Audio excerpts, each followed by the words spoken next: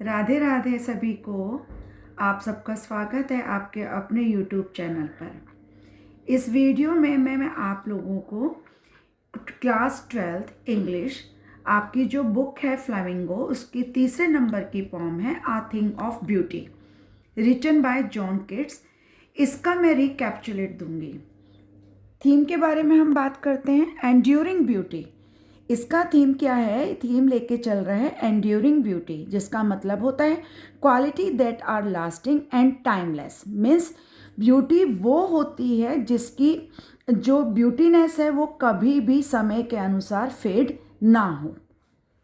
Beauty as a constant source of joy, timelessness of natural beauty. Timelessness का मतलब not affected by the passage of time और change in fashion. True beauty वो होती है जो समय के अनुसार चेंज नहीं होती। समय चेंज हो रहा है तो हमारा, या फैशन चेंज हो रहा है तो जो चीज़ हमें पहले सुंदर लग रही थी अब उसको हम सुंदर नहीं मान रहे। अगर हम ऐसा कर रहे हैं तो वो आपकी एंड्योरिंग ब्यूटी नहीं है।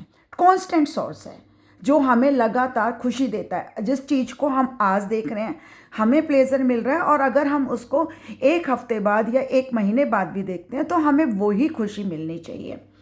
सेकेंड थीम आता है हमारा सॉलेक्स एंड अपलिफ्टमेंट। सॉलेक्स का मतलब होता है किसी को सांत्वना देना, और अपलिफ्टमेंट का मतलब होता है किसी को उठाना। Beauty's roles in elevating human sorrow, providing comfort in difficult times. John Keats ये कहते हैं कि रियल ब्यूटी वो है जो किसी भी इंसान को उसकी दुख तकलीफ से ऊपर उठाए और उनको एक कंफर्टेबल टाइम जो है वो प्रोवाइड करे। नेक्स्ट इसका थीम हमारा रहता है कॉन्ट्रास्ट बिटवीन ब्यूटी एंड सोरो, कि ब्यूटी और सोरो के बीच में हमारा क्या कॉन्ट्रास्ट है, दोनों अपोजिट हैं एक दूसरे के। Highlight how beauty stand against fleeting human emotions. किस तरीके से हमारे इमोशंस के साथ जो है ब्यूटी कॉन्ट्रास्ट में खड़ी रहती है। नेक्स्ट हमारा आता है होप एंड रिन्यूएबल।